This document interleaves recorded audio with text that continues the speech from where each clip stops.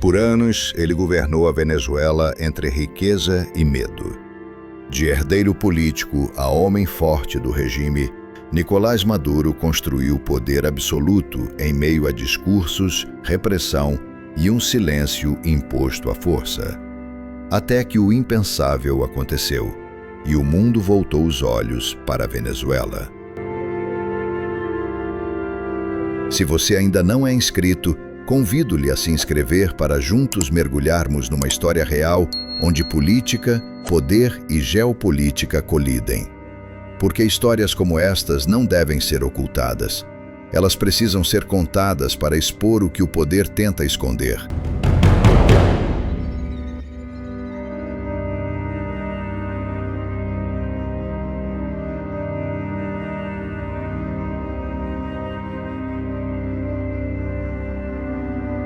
23 de novembro de 1962. Em Caracas, na capital de Venezuela, nasceu Nicolás Maduro Moros. Filho de uma família simples, seu pai, Nicolás Maduro Garcia, militante sindical, e sua mãe, Teresa de Jesus Moros, rígida e religiosa, moldaram-no com disciplina, consciência social e senso de lealdade. Desde cedo, Maduro aprendeu que poder não é dado, mas conquistado com observação, estratégia e influência. Na infância e adolescência, as ruas e escolas de Caracas eram seu laboratório político. Entre cadernos e assembleias estudantis, ele desenvolvia habilidades de liderança e negociação. Não se destacava pelas notas, mas pela capacidade de mobilizar colegas, mediar conflitos e organizar protestos. Cada ação, cada palavra era medida. Cada vitória, um passo rumo ao poder. O jovem Nicolás entendia a política como jogo de paciência, astúcia e influência. Quando entrou na vida adulta, tornou-se motorista de ônibus. Ali, Maduro encontrou a conexão com o povo e a oportunidade de liderar sindicatos, defendendo direitos trabalhistas e negociando melhorias para a categoria. Durante a década de 1980, entre os 20 e 28 anos de idade, Nicolás Maduro trabalhou como segurança do presidente José Vicente Rangel, experiência que lhe deu acesso privilegiado ao funcionamento do Estado. Observou como decisões eram tomadas, como aliados se tornavam inimigos e como o poder se mantinha com controle estratégico. Nos anos 1990, a Venezuela vivia turbulência política e social. Maduro ingressou no movimento bolivariano revolucionário 200, MBR-200, liderado por Hugo Chávez, grupo que planejou o golpe militar de 1992 contra o então presidente Carlos Andrés Pérez. O golpe fracassou. Chávez e outros militares foram presos e Maduro liderou protestos em todo o país, exigindo sua libertação. Foi nesse período que sua trajetória política se consolidou. Liderança, mobilização e resistência tornaram-se suas ferramentas, estabelecendo alianças e preparando o caminho para sua ascensão futura na política venezuelana. Com a libertação de Chávez em 1994, Maduro ajudou a fundar o movimento V República, MVR, em 1997, partido que consolidou a base política do chavismo e lançou Hugo Chávez à presidência em 1998, com posse em 1999. Maduro conquistou seus primeiros cargos eleitorais nesse período. Foi deputado na Câmara dos Deputados, depois membro da Assembleia Nacional Constituinte, responsável por redigir a nova Constituição da Venezuela, e em seguida eleito deputado da Assembleia Nacional, consolidando alianças políticas e militares estratégicas. Entre 2006 e 2012, Maduro atuou como ministro das Relações Exteriores, fortalecendo vínculos internacionais e adquirindo experiência diplomática que seria crucial para seu futuro como presidente. Em 2012, diante do agravamento do câncer de Hugo Chávez, Maduro, então vice-presidente, foi oficialmente indicado como seu sucessor natural, recebendo confiança pública e política para garantir a continuidade do chavismo. Com a morte de Chávez, em março de 2013, Maduro assumiu a presidência interina e disputou as eleições contra Henrique Capriles, vencendo por uma margem estreita, consolidando-se como o novo líder da Venezuela.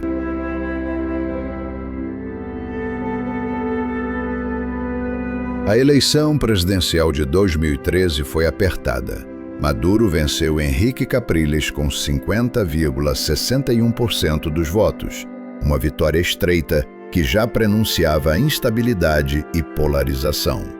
Desde o início de sua presidência, a Venezuela enfrentou crise econômica devastadora, hiperinflação, escassez de alimentos, queda da produção petrolífera e desvalorização da moeda local. Milhões de cidadãos fugiram, criando uma onda migratória sem precedentes para países vizinhos como Colômbia, Brasil e Peru. O governo reagiu com medidas autoritárias, prisões arbitrárias, censura e repressão violenta. Entre 2014 e 2025, estima-se que mais de 20 mil pessoas foram mortas ou desapareceram em ações das forças de segurança, incluindo opositores políticos, manifestantes e críticos do regime. O país mergulhou em uma crise humanitária e social de proporções históricas, com fome, escassez de remédios e inflação galopante.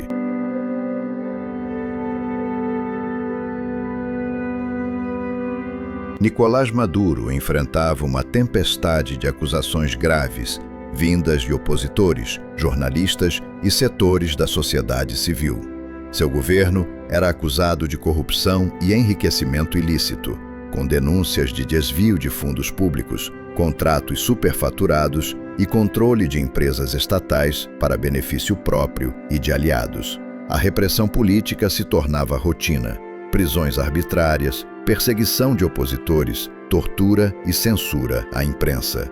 As fraudes eleitorais manchavam cada pleito, incluindo as eleições presidenciais de 2018, denunciadas internacionalmente como fraudulentas.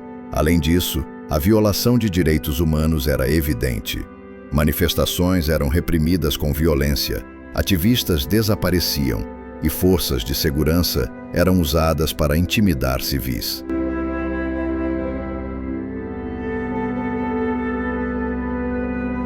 Maduro começou a ser alvo de denúncias internacionais.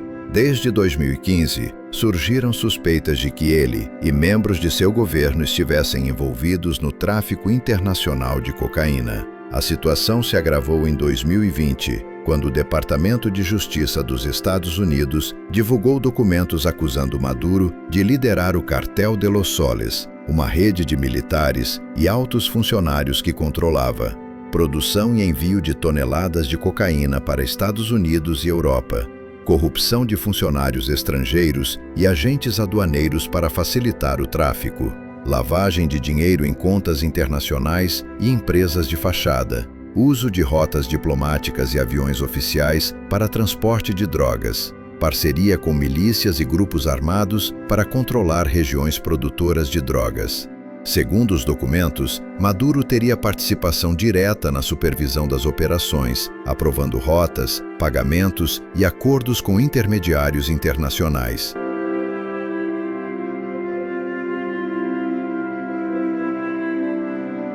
As acusações mais recentes contra Nicolás Maduro tiveram origem nas eleições de 2024, o momento crítico da sua presidência. Durante o pleito, a oposição denunciou fraudes massivas, manipulação do pleito eleitoral e intimidação de candidatos e eleitores. Observadores internacionais apontaram irregularidades na apuração dos votos, exclusão de partidos e a perseguição direta de líderes opositores. Esses eventos reforçaram novas acusações de corrupção, abuso de poder e autoritarismo, consolidando a narrativa de que o governo de Maduro se sustentava à custa de violação de direitos civis e da democracia. Internamente, a população viu-se ainda mais dividida. Protestos e manifestações pós-eleitorais se espalharam por Caracas, Maracaibo, Valência e outros centros urbanos. Enquanto a repressão do regime se intensificava com detenções arbitrárias, intimidação de ativistas e controle de informação.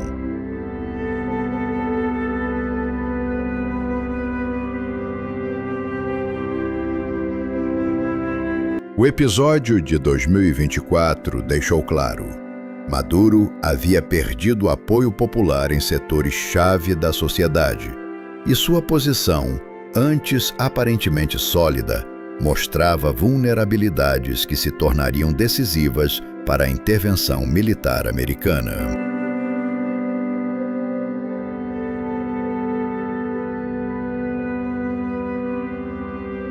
Em meados de 2025, os Estados Unidos começaram operações covert e de pressão regional, incluindo patrulhamento aéreo e naval próximo às fronteiras e portos estratégicos da Venezuela, treinamento e apoio a dissidentes e grupos de resistência interna, fornecendo inteligência, comunicações e suprimentos, sanções adicionais e bloqueios econômicos direcionados, isolando financeiramente o regime de Maduro, pressão diplomática sobre aliados regionais como Cuba, Rússia e Irã, que mantinham apoio ao governo venezuelano.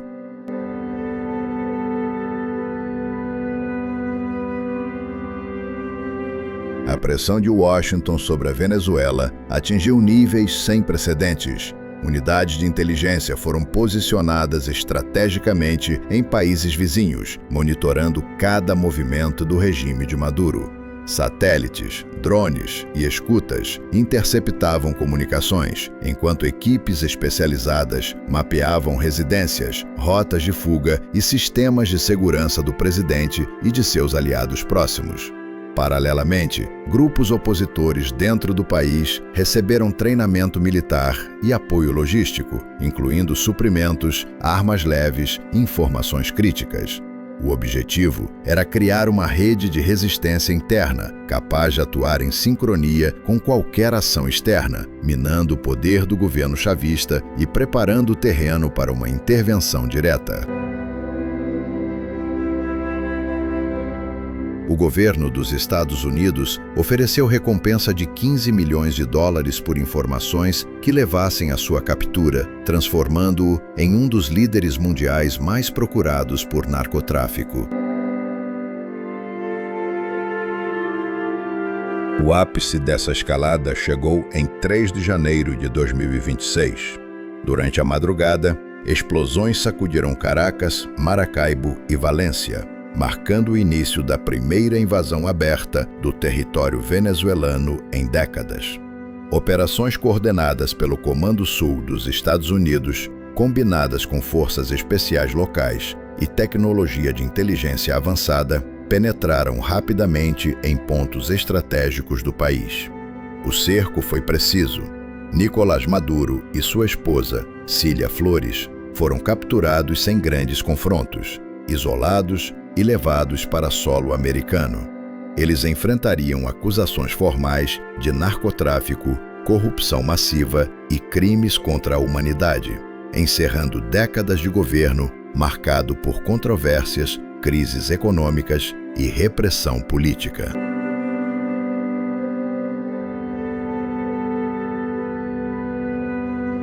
A reação internacional foi imediata e dramática. China e Rússia classificaram a ação como uma violação da soberania venezuelana, condenando a intervenção unilateral dos Estados Unidos.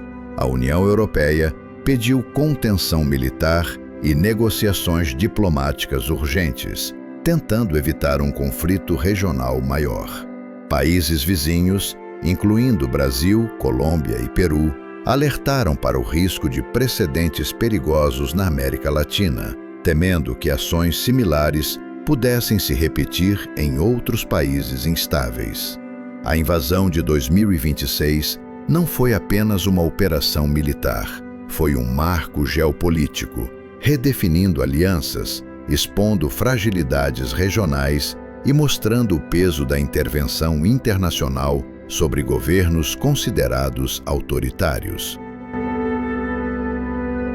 Para a população venezuelana, marcou o fim de uma era de medo e repressão, mas também o início de um período de incertezas e desafios, enquanto o mundo assistia, atento, ao desfecho de um regime que há décadas dominava o país.